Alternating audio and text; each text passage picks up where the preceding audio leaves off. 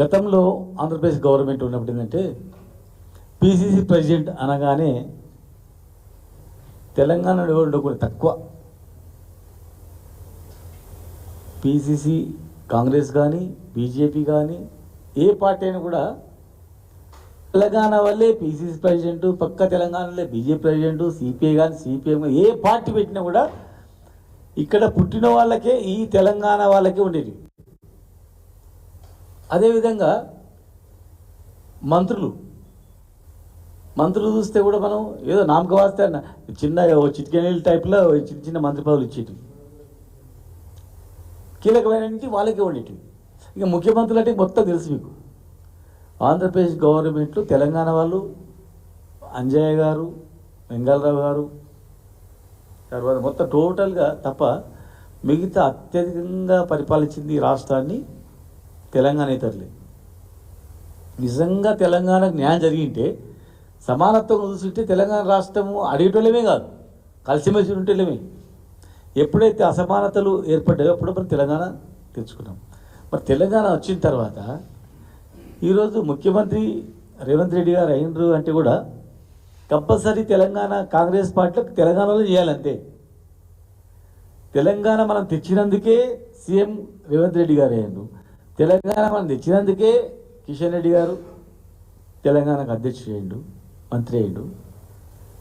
అంటే తెలంగాణ అస్తిత్వాన్ని కాపాడుకున్నాం.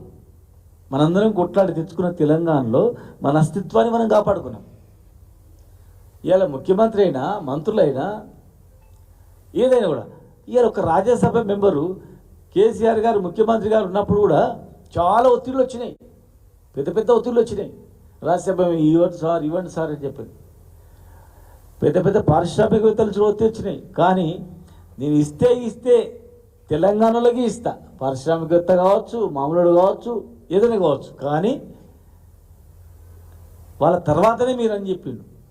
ఇవాళ తెలంగాణ ఇతరులకు తెలంగాణలో వస్తుందని మాకు బాధ అవుతా ఉంది. ఎందుకంటే మేము జనరల్గా డబ్బులున్న వాళ్ళే ఎమ్మెల్యే అవుతారు. మనం చూస్తూ ఉన్నాం, మనం దాచుకునేది ఏం లేదు అక్కడ.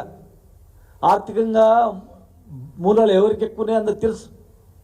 ఇవాళ బడుగు బలహీన వర్గాల వాళ్ళకు ఆర్థికంగా ఎదగలేరు, రాజకీయ శక్తికి ఎదగలేరని నామినేటెడ్లో ఇస్తూ పోయినాం. గతంలో మా యాదవ్కు, బండప్రకాష్ గారికి, ఆయన ఎన్నో ఏళ్ళు కాంగ్రెస్లో ఉండు బండప్రకాష్ గారు, కానీ శాసన మండలి వాళ్ళకు కూడా ఓలే.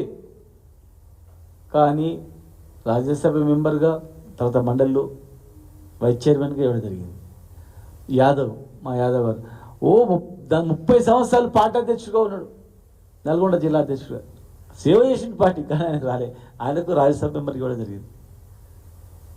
అట్లా చాలామందికి, డి శ్రీనివాస్ గారికి, కేశవరావు గారికి, ఇక్కడ ఉన్నటువంటి మా బడుగు నాయకుడు నాయకుడు మా బండప్రకాష్ గారు, మా రవి గారికి, వద్రాజు రవి గారికి, అట్లా.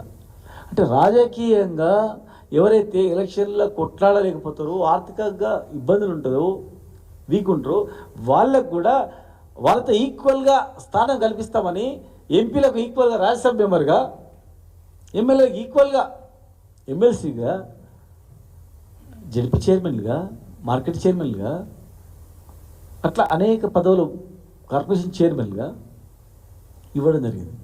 ఇవాళ తెలంగాణకు వ్యతిరేకంగా మాట్లాడి వ్యాసాలు రాసిన వ్యక్తికి ఇవాళ ఇస్తుందంటే మాకు కొంచెం బాధ లేదు.